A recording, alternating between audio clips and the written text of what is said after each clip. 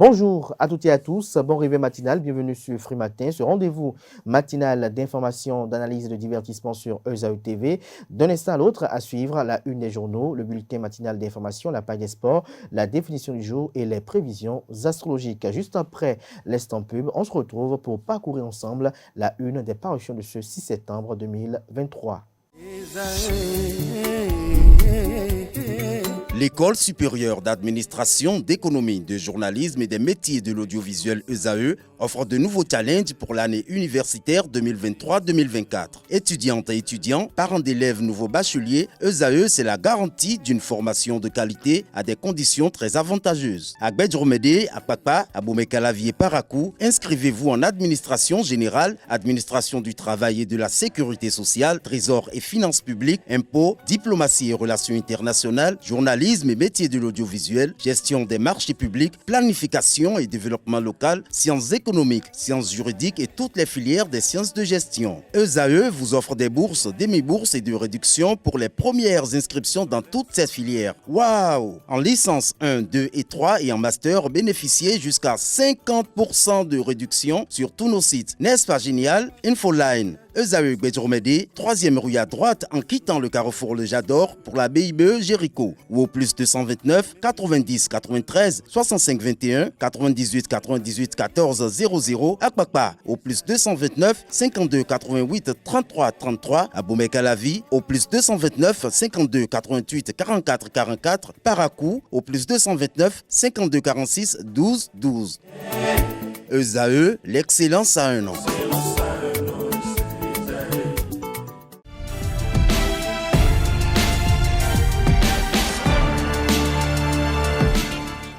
Bonjour à nouveau, chers amis internautes. Le quotidien béninois d'information générale et d'analyse, l'informateur titre ce matin en manchette « Démolition d'habitations suite à des décisions de justice ». Indigné, le pouvoir recadre. La responsabilité a été confiée au Conseil consultatif foncier d'interpeller les bénéficiaires des décisions de justice relatives au foncier sur les comportements à adopter pour éviter l'irrespect de certaines dispositions légales en la matière, toute chose qui pourrait engendrer des cas sociaux. Retrouvez l'article en page 3. L'article, bien évidemment, qui renseigne sur ce titre en manchette. Toujours à la une de l'informateur de ce matin, prise en charge du nourrisson et de la femme enceinte, Patrice Talon prend une importante décision, laquelle vous est révélée en page 4. Assemblée nationale, 108 députés bientôt décorés, nous apprend l'informateur à travers sa une du jour. Comité interparlementaire de l'Union économique et monétaire ouest-africaine, UEMOA, l'instance tient deux importantes rencontres à Cotonou du 5 au 13 septembre 2023. Retrouvez l'agenda dans les colonnes de la parution du jour du journal. À l'oreille droite, on peut lire Journal École. Après le coup d'État du 30 août dernier, la communauté économique des États de l'Afrique centrale suspend le Gabon de ses instances. Retrouvez les motivations dans les colonnes du journal École de l'informateur ce matin. Ce journal École qui est rédigé par les étudiants en formation sur les différents campus de l'ESAE, l'École supérieure d'administration d'économie, de journalisme et des métiers de l'audiovisuel à Cotonou, à Calavi et Parakou en licence et master. Le journal La Nation titre ce matin en manchette « Protection sanitaire et environnementale, les grands axes de la loi sur les produits et déchets chimiques, lesquels vous sont présentés en page 5. » Toujours à la une du quotidien de service public ce matin, polémique autour du code QR sur des documents d'état civil, les clarifications du directeur général de l'ANIP, l'Agence nationale d'identification des personnes, lesquelles clarifications sont publiées en page 3. Plan national de contingence du Bénin, un nouveau format se dessine, nous apprend le quotidien de service public. Celtis Summer Show, un franc succès, conclut le quotidien de service public. Retour sur les moments forts à la page 11 de la livraison de ce mercredi matin. Fraternité en manchette, achat de fournitures pour la rentrée scolaire 2023-2024, les préparatifs enrhumés par la morosité, faible affluence sur les stands de Cotonou et environ. Le journal fait savoir que encore 12 jours et l'année scolaire 2023-2024 démarre. Mais en attendant, les parents d'élèves vivent leur période de stress. Nous sommes à l'Étoile Rouge de Cotonou, il est 16 heures. Les stands de vente de fournitures scolaires sont installés. Les vendeurs partagés, j'allais dire, entre désespoir et amertume, constatent impuissants la situation devant leur stand. Retrouvez le constat effectué par une équipe de la rédaction à la page 2 de la livraison de ce jour. Toujours la une de Fraternité de ce matin, championnat mondial de pétanque au Bénin. La fête s'annonce belle. Louis Vlavonou, président de l'Assemblée nationale, visite le site et encourage les compétiteurs béninois. Le matinal ce matin en manchette, aide classique au développement en Afrique. Patrice Talon prône un changement de paradigme. Le président béninois réitère son plaidoyer de 2018. Toujours à la une de le matinal de ce matin. Exécution des décisions de justice en matière domaniale, indignation du Conseil consultatif foncier, le président appelle les bénéficiaires à respecter les préalables. Visite des installations des 50e championnats du monde de pétanque, Louis Vlavonou dope le moral des boulistes. Matin libre ce matin en manchette, décentralisation, le bloc républicain prive par à coup d'un nouveau premier adjoint au maire. Des détails sur le titre du Canard à la page 7 de sa livraison du jour. Plus d'un mois après le retour triomphal de Atta Mohamed Renouho, toujours pas d'écho du côté de la justice ou de la rupture, nous apprend et fait observer le Canard d'ailleurs. Retrouvez son article sur ce fait à la page 7. Toujours à la une de Matin Libre de ce matin. Ensemble pour développer l'industrie du sport, la Fédération béninoise de handball rassure l'APS Bénin de sa disponibilité. Le confrère de Le Potentiel publie ce matin en manchette « Gestion calamiteuse des ressources matérielles et financières de l'État. La Sénat, la Commission électorale nationale autonome, s'attire la colère du président Patrice Talon. L'audit se précise. Des directeurs bientôt suspendus et remplacés selon les informations du Canard. L'IGF, l'inspection générale des finances et la justice plus loin de l'institution de Saka Lafia, nous apprend le Canard. Retrouver les motivations de tout ceci à la page 3 de sa livraison du jour. Licenciement du directeur administratif et financier de la mairie d'Abomey, le secrétaire exécutif et le préfet du Zou finissent au tribunal. Toujours à la une de Le Potentiel de ce matin. Répression contre les délinquants du net. L'OCRC, l'Office central de répression de la cybercriminalité, capture 5 présumés Gaimen à Porto Novo et ils passeront dans les prochains jours le test du virus de la cybercriminalité à la CRIET, la Cour de répression des infractions économiques et du terrorisme. La Nouvelle Tribune ce matin en manchette, crise au Niger. Pourquoi le député Salé était à Niamey, s'interroge le Canard. Le journal écrit noir sur blanc que le député du parti Union progressiste Le Renouveau, UPR, Issa Salifou, généralement désigné par le Sobekri Salé, a été reçu le dimanche 3 septembre dernier par le Premier ministre désigné par la junte au pouvoir à Niamey, Ali Mahman Lamine Zeyn. Depuis, la machine médiatique s'est emballée. Pourtant, les raisons de cette visite éclair paraissent évidentes au regard de la situation catastrophique dans laquelle se trouvent les populations de la région suite aux lots de sanctions qui leur sont imposées par la CEDEAO, la communauté économique des États de l'Afrique de l'Ouest. Théophile Yarou, Irénée Agossa, itinéraire de 2 transhumants hors du commun. Retrouvez l'article du journal en page 2. Désignation du successeur de Patrice Talon. Joseph Diogbonou invite tout le monde à la patience. Bénin intelligent à présent, coup d'État et autres crises démocratiques, pensée ou africanisée. Retrouvez l'article du journal dans les colonnes de sa parution de ce matin. Le journal fait savoir néanmoins en manchette avec une image que vous apercevez d'ailleurs assez expressive que face au coup d'État perlé en Afrique de l'Ouest francophone, des voix critiquent la démocratie comme inadaptée à notre contexte socioculturel et à nos défis de développement. Son africanisation dès lors prônée ne fait pas elle aussi l'unanimité auprès des élites. Néanmoins, l'urgence de la dépolitisation des forces de défense et de sécurité avec une attention particulière portée à la bonne gouvernance émerge. Retrouvez la suite de l'analyse du journal, les constats et notamment les pistes de réflexion dans les colonnes de sa parution de ce matin. Le confrère de l'événement précis nous publie ce matin Lutte contre les coups d'État, Jacques Ayadji, président du MOEL Bénin, mouvement des élites engagées pour l'émancipation du Bénin, écarte l'option militaire. La France s'engage dans un dialogue avec les putschistes. Le Canard fait savoir que sur la situation au Niger depuis 2020, l'Afrique de l'Ouest francophone est en proie avec les coups d'État militaires. Le 5e est celui du Niger, intervenu le 26 juillet dernier. Face à ce coup de force des hommes en uniforme, l'organisation sous-régionale CEDEAO s'est indignée de la prolifération de la pratique et menace de rétablir le président Bazoum déchu. Depuis cette annonce, le 30 juillet à Abuja, les voix ne cessent d'appeler à la résolution pacifique de cette crise. Le parti MOEL Bénin s'est également prononcé sur la question le samedi 2 septembre dernier. Retrouvez l'opinion du parti de Jacques Ayadji à la page 5 de la page du matin du journal. Toujours à la une de l'événement précis de ce matin. Pour la réforme du système partisan, Mathias Ompé fait des recommandations aux militants MOEL Bénin.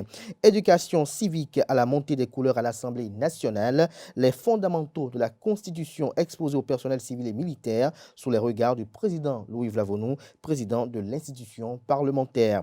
Nord-Sud quotidien à présent, commerce et développement des entreprises. Les actions prévues en 2024 vous sont exposées à la page 3. CIP UEMOA, le Bénin abrite les travaux de la 52e session. Nous apprend la une de ce mercredi de Nord-Sud quotidien.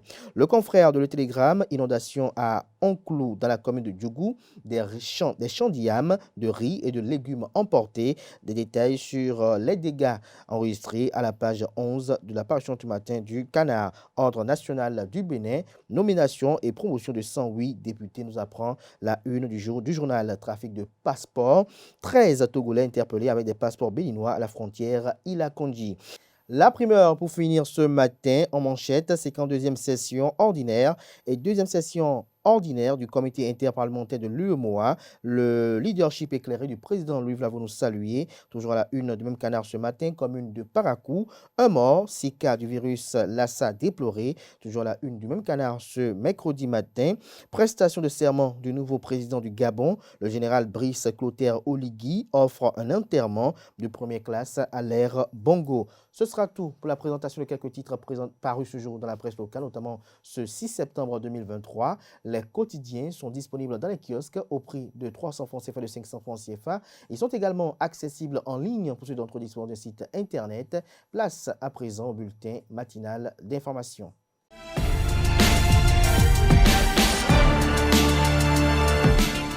Bonjour à tous, heureuse de vous retrouver ce mercredi matin pour le bulletin matinal d'information. La commune de Toviclin, dans le département du Koufo, ouvre le bal de la tournée de reddition de comptes qui débute ce mercredi 6 septembre par les députés du parti Union progressiste Le Renouveau. Les élus parlementaires UPR échangeront avec les populations à la maison des jeunes de la commune. Il sera question de faire le point des actions menées depuis le début du mandat législatif et de recueillir également les attentes de leur mandat. La tournée se déroulera à compter de ce mercredi 6 septembre au 21 septembre 2023, mettra en contact les députés UPR avec les populations sur toute l'étendue du territoire national. La rentrée scolaire 2023-2024 est prévue pour le lundi 18 septembre 2023. Déjà aux abords des voies et à la place de l'Étoile Rouge, des marchands de fournitures scolaires s'installent et reçoivent petit à petit la visite des parents qui ont commencé à préparer cette rentrée devenue imminente. Dans ce reportage, Francis Fahami nous fait vivre l'ambiance qui règne sur ces stands. À quelques jours de la rentrée scolaire, les stands de vente s'activent déjà. Selon quelques vendeurs rencontrés sur les stands de l'Étoile Rouge, l'affluence est effective mais insuffisante. Ça se passe mieux parce que les clients ne sortent pas comme ça. Et de deux, si les clients viennent ici, ils demandent les sacs de 4 000, 3 000, alors que les sacs sont chers ici. Et voilà, la population ne sort pas comme ça pour payer les choses. Quand ils viennent, ils voient que bon, je ne veux pas accumuler. Et ils prennent un peu. Et le jour de la rentrée, ils terminent. Et ça ne deviendra pas une grande charge pour eux. Donc ils se libèrent. Il y a même d'autres, quand ils viennent là, ils voient que ce n'est pas beaucoup, ils prennent ça en même temps. Même avant les pré-rentrées, on peut dire dans la semaine si nous sommes dans les pré-rentrées, même avant ça, il y a des parents qui viennent pour s'approvisionner de quelques cahiers. Bon, les trucs par rapport aux fournitures. Pour le moment, je ne dirais pas non. Les parents viennent demander d'après les prix pour faire leur point d'avance avant de venir pour faire leurs achats. Sur les stands, quelques produits en la côte. Les cahiers, les livres et les trucs de divers, les ardoises, pics, comme ainsi de suite. Ils viennent payer les sacs de 6 000, 8 000. Mais les sacs de 12 000, 15 000 sont difficiles pour eux. On ne peut pas dire que ça ne va pas. Parce que si on vient, même si c'est 4 ou 5 sacs, on vend par jour. Le produit phare ici, c'est les cahiers. Les cahiers. Parce que sans les cahiers, dans quoi la pena va s'écrire. Il y a les bics, les crayons, verres dessinateurs et autres. Et après les livres. Ils demandent après les livres, les cahiers et quelques divers pour pouvoir faire leur point avant de venir. Pour le moment, les vendeurs souhaitent de l'affluence dans leur stand. Parlons toujours de la rentrée scolaire, la rentrée universitaire. Et pour les nouveaux bacheliers, c'est le dilemme de l'orientation. C'est une étape très importante dans la réussite professionnelle d'un apprenant. L'orientation passe par une bonne analyse et une prise de décision convenable. Séverin Roudenou, président du cabinet Vue Expert & Co, explique au micro de Anaël Dohou comment faire une bonne orientation après le baccalauréat. Suivons ensemble. La question d'orientation, c'est ce qui presse tous les étudiants, les nouveaux étudiants aujourd'hui. Les parents aussi, ça leur donne beaucoup de soucis parce qu'ils attendent malheureusement le bac pour commencer par décider de quelle filière, de quel métier les enfants doivent faire. Ce qui ne devrait pas être le cas normalement. Malheureusement, c'est souvent le cas, très souvent le cas. Comme j'ai toujours l'habitude de le dire, l'orientation devait être faite depuis l'obtention du CEP ou bien l'obtention du BPC pour savoir s'il faut orienter l'enfant vers une formation générale pour les filières comme la médecine, etc. ou vers une filière technique et professionnelle comme les élèves qui font le lycée, etc. Mais force est de constater que beaucoup de parents ignorent cela et attendent après le bac pour pouvoir décider de quelle filière l'enfant doit faire, ce qui est un peu délicat puisque le temps qui s'écoule entre le moment des résultats du baccalauréat et le moment de validation des choix définitifs, le temps est très court, qui ne permet pas vraiment de faire un bon travail. Néanmoins, comme ils ne peuvent pas rester sans décider, il y a quand même quelques petites méthodes qui permettent de bien orienter les enfants. Et parmi ces méthodes, c'est la méthode que je qualifie de la méthode à 3 critères. Le premier critère, c'est le choix du projet professionnel. Donc, le parent doit discuter avec l'enfant et voir, ou bien l'amener même vers des professionnels pour discuter avec l'enfant, essayer de voir quels sont ses penchants, quelles sont ses passions, quelles sont ses aspirations, quels sont ses désirs, ses rêves en termes de métier à exercer. Et dès lors que le métier ou les métiers qui intéressent l'enfant, ces métiers-là sont détectés, on va maintenant lui faire la proposition de la finalité de ces métiers. On lui fait la proposition pour dire, bon, voilà, tu peux faire tel métier. Et l'enfant, parmi les métiers qu'on lui a proposés, devra choisir un métier parmi les métiers qu'on lui a proposés. Et après le choix de ce métier, on va définir le deuxième critère dans le processus d'orientation, c'est le projet d'études. Le projet d'études qui va permettre de réaliser ou bien d'atteindre ce métier-là, de réaliser ce métier que j'ai nommé beaucoup plus tôt le projet professionnel. Donc ce projet d'études se base sur l'ensemble des diplômes et des formations que l'enfant doit faire pour pouvoir obtenir le diplôme qui lui donne accès à ce métier. Et une fois que le projet d'études est défini, on va faire le troisième critère, le choix de la filière de base. Le choix de la filière de base, c'est ça qui intéresse beaucoup plus l'enfant. Quelle est la filière que l'enfant va choisir afin de réaliser ce projet d'études pour pouvoir réaliser le projet professionnel. La deuxième édition du Festival des cultures et sports d'Agoué aura lieu du 9 au 7 septembre 2023. En plus des activités culturelles et sportives, des activités sociales seront au menu de cette édition. Dr Sandrine Nianvi, présidente de l'ONG By Grace, qui porte ce volet, précise le contenu social de l'édition au micro de Kales Kitome. By Grace, c'est une ONG qui a pour objectif de promouvoir l'enseignement technique, la formation professionnelle, de lutter contre les maladies communautaires, transmissibles et les maladies chroniques, de faire la prévention des pathologies qu'on peut éviter et de faire la promotion des femmes, l'émancipation et l'autonomisation des femmes à travers des projets. L'ONG Baïgo se donne enfin pour objectif de faire du social, venir en aide aux orphelins, aux prisonniers, aux personnes démunies entre griffes, pour un temps soit peu leur apporter du sourire, un peu de bonheur. FECUSA, c'est un festival qui tombe vraiment à pic, puisque le FECUSA fait non seulement la promotion de la culture africaine, mais la culture du mono. Ce mono qui, personnellement, m'a fait. J'ai grandi dans le mono, donc tout ce qui touche le mono sans conflit d'intérêt, je m'y intéresse énormément. Donc, le FECUSA, dès que j'en ai entendu parler par M. Sodi Horacio, j'ai tout de suite approuvé l'idée et mon ONG veut accompagner ce festival-là par 2 activités. La première activité, c'est un acte, c'est un geste d'amour à travers une collecte de sang.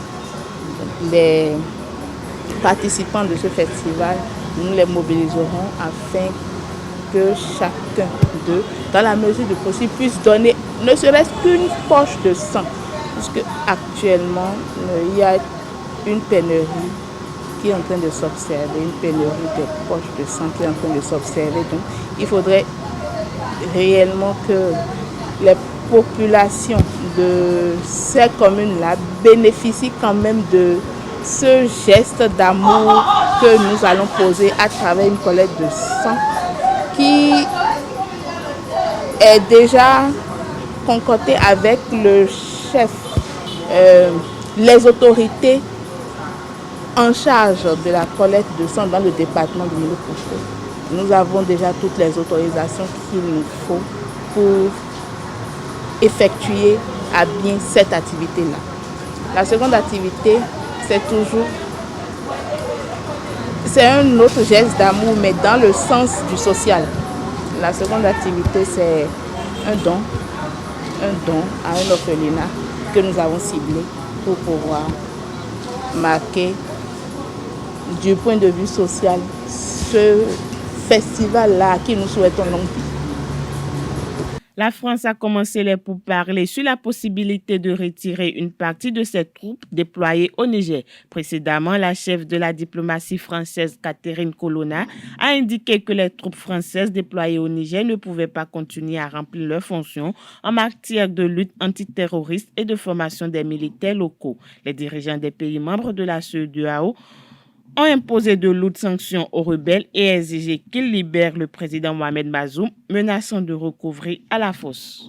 L'ancien chef du groupe d'extrême droite américain Proud Boys, Enrique Tarrio, a été condamné ce mardi à 22 ans de prison, plus lourde peine prononcée pour l'assaut contre le Capitole, profanation sans précédent du sanctuaire de la démocratie américaine. Depuis le 6 janvier 2021, plus de 1100 personnes ont été arrêtées et inculpées dans la même affaire. Plus de la moitié ont été condamnées en majorité à des peines de prison ferme. La Russie multiplie les bombardements dans la région du sud-ouest de l'Ukraine frontalière de la Roumanie, où se trouvent des ports et autres infrastructures capitales pour l'export de céréales. Depuis la suspension en juin de l'accord qui permettrait à l'Ukraine d'exporter ses céréales via la mer Noire. C'est tout pour le bulletin matinal d'information de ce mercredi matin. Merci à vous, Nansrine Fatoumi, pour cette présentation du bulletin matinal d'information. Retrouvez à 19h, si tout va bien, Altifa Olafa pour la grande édition du journal télévisé sur EZAE TV. Place à présent à la page des sports, une présentation d'Anaël Dou. Mesdames et messieurs, bonjour et bienvenue sur Free Sport. La sélection nationale du Bénin a entamé dans l'après-midi du lundi 4 septembre 2023 au stade général Mathieu Kérékou de Cotonou, les préparatifs pour le match de la 6e et dernière journée des éliminatoires de la Coupe d'Afrique des Nations Côte d'Ivoire 2023 face au Mozambique. Au terme de leur première séance de préparation, Marcelin Coupeau et Dodo Doku se sont exprimés sur l'état d'esprit du groupe et font des projections sur la rencontre prévue pour le 9 septembre prochain. Des propos recueillis par Colombe Ossou.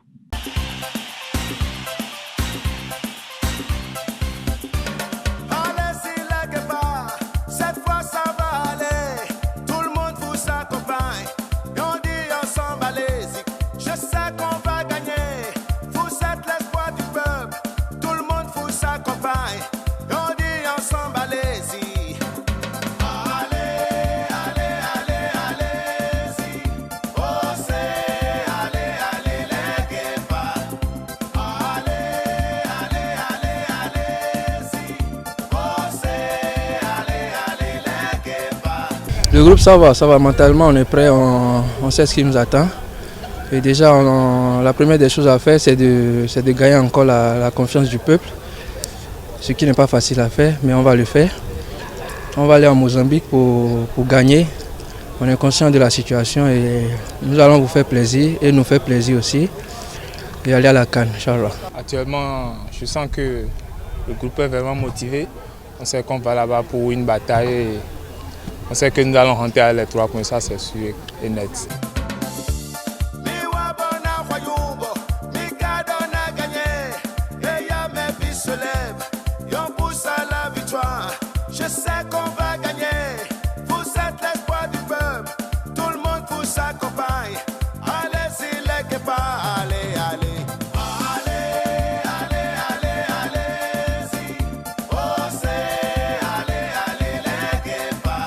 Nous sommes tous motivés, on sait que ça ne va pas être facile, mais le mieux c'est d'aller d'abord au charbon et puis Inch'Allah ça va marcher. C'est un match qui va être joué tactiquement, il ne faut pas se jeter, sinon on peut encaisser. La meilleure des choses à faire c'est de ne pas encaisser mais d'aller marquer.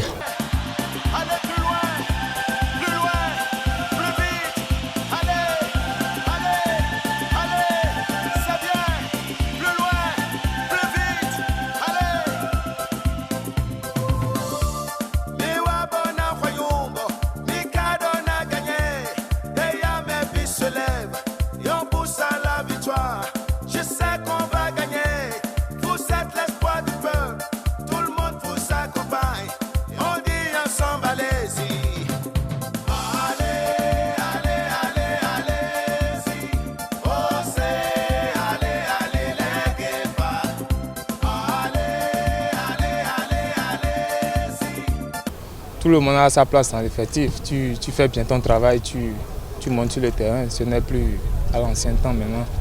Tu es bon, tu joues, parce que c'est la nation après tout. Ce n'est pas le patrimoine de quelqu'un. Quand tu es bon, tu joues, et puis quand tu n'es pas bon, tu as ça à tout, c'est tout.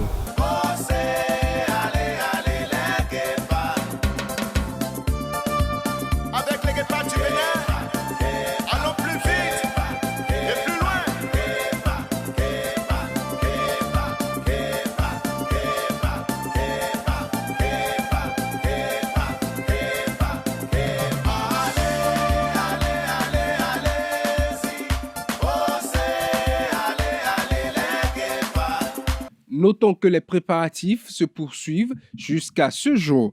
L'édition 2023 du championnat national de tennis a pris son envol le lundi dernier au stade Charles de Gaulle de Porto Novo. Organisé par la Fédération béninoise de tennis, présidée par Jean-Claude Talon, cette compétition regroupe 250 jeunes. Ce championnat national, dont la clôture est fixée pour le 9 septembre prochain, regroupe des joueurs qui avaient participé aux championnats départementaux organisés du 29 au 30 août dernier. Autre information pour cette nouvelle saison au football, Dragon Football Club de l'Ouémé nourrit de grandes ambitions. à la traîne la saison dernière, il veut faire peau neuve. Pour parvenir, les dirigeants du club des Oranges et Noirs ont opté pour un Nigérian pour conduire la destinée du club pour les 2 prochaines saisons. Arrivé depuis quelques jours, Abel Oladouni Ayekale, puisque c'est de lui qu'il s'agit, a officiellement été présenté à la presse béninoise. Il en a profité pour dévoiler sa mission, qui est la mission qui lui a été confiée et ses propres ambitions à la tête du club emblématique béninois. Pour finir, libre après son départ de Dorsa Katokopia, le milieu de terrain, le milieu offensif béninois, Anan Tidjani, a signé un contrat de 2 ans en faveur du club de la première division slovaque, Kosik. Le joueur qui a fait ses débuts à l'Aspac et à l'Espérance de Tunis va donc rester en Slovaquie. Une bonne nouvelle pour le joueur qui pourrait vite retrouver la pelouse après la trêve internationale et notamment la sélection nationale. Mesdames et messieurs, c'est tout pour Free Sport. Merci à vous, Anaël, pour cette présentation d'espoir. À présent s'installe le chroniqueur de la définition du jour à la personne de Quentin Amoussou.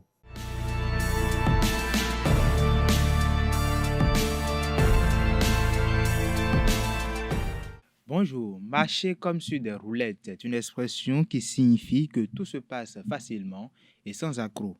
On l'utilise souvent pour décrire une situation, un projet ou encore une relation qui progresse sans difficulté ni obstacle. Cette expression évoque l'image d'un objet qui roule sans effort et en douceur, comme pour signifier la facilité d'une tâche ou d'un processus. L'expression, ou du moins l'origine de l'expression « marcher comme sur des roulettes » remonte au 19e siècle. À cette époque, les roulettes étaient déjà utilisées pour faciliter le déplacement d'objets lourds ainsi que les transports en commun tels que les omnibus. Leur utilisation a donné naissance à cette expression pour symboliser la facilité, la fluidité, la progression sans entrave. Et voilà qui me fait la définition de ce matin. Merci et à très bientôt. Merci à vous, Quentin Amoussou, pour cette présentation assez instructive. À présent s'installe Deogracias Somako pour les prévisions astrologiques.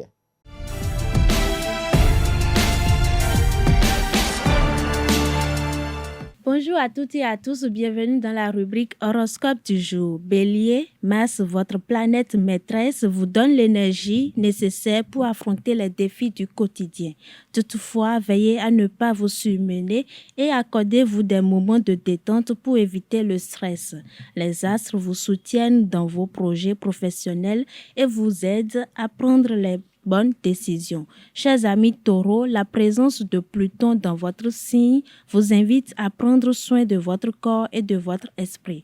Au plan professionnel, les planètes vous encouragent à persévérer dans votre travail et à ne pas baisser les bras face aux obstacles. Vous êtes sur la bonne voie pour atteindre vos objectifs professionnels. Pour les natifs Gémeaux, votre vitalité est au beau fixe et vous bénéficiez d'une excellente résistance physique. Néanmoins, veillez à ne pas négliger votre sommeil pour conserver cette belle énergie. Vous vous montrez créatif et déterminer des qualités qui vous permettront de briller dans le domaine professionnel. Pour les amis Lions, votre énergie est au zénith. Veillez néanmoins à ne pas vous épuiser et à maintenir un bon équilibre de vie pour préserver votre vitalité.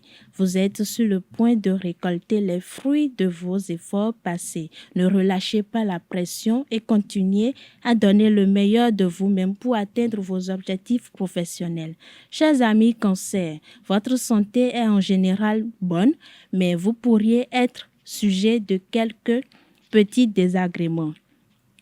Les influences planétaires vous rendent particulièrement imaginatif et créatif pour le domaine professionnel. Profitez-en pour mettre en avant vos idées et vous démarquer de vos collègues. Chers amis Vierges, Mercure, votre planète maîtresse, vous invite à prendre soin de votre santé mentale et à vous accorder des moments de détente pour évacuer le stress.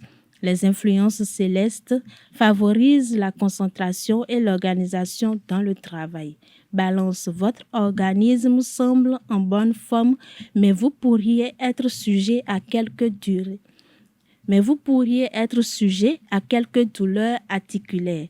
Grâce à l'influence de Vénus, votre charme et votre diplomatie font des merveilles dans le domaine professionnel. Vous parvenez à trouver des solutions aux conflits et à créer une ambiance harmonieuse au travail. Pour les natifs du signe astrologique Scorpion, la présence de Mars dans votre signe vous confère une énergie débordante. Pour canaliser cette vitalité, pensez à pratiquer une activité physique régulière et à vous accorder des moments de détente. Votre persévérance et votre détermination portent leurs fruits. Chers amis Sagittaires, votre vitalité est au beau fixe, mais vous pourriez être sujet à des troubles digestifs.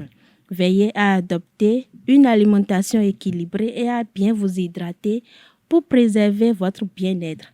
Vous êtes capable de trouver des solutions innovantes pour résoudre les problèmes auxquels vous êtes confrontés dans le domaine professionnel. Capricorne, Saturne, votre planète maîtresse, vous incite à prendre soin de votre corps et de votre esprit. Adoptez une hygiène de vie saine et accordez-vous des moments de détente pour vous ressourcer. Les astres favorisent la réflexion et la concentration dans le travail. Chers natifs du signe Verseau, votre énergie est fluctuante et vous pourriez être sujet à quelques baisses de régime. Pour préserver votre vitalité, veillez à accorder une hygiène de vie saine et à vous accorder des moments de repos. Vous êtes en mesure de proposer des idées novatrices et de vous démarquer dans votre domaine professionnel.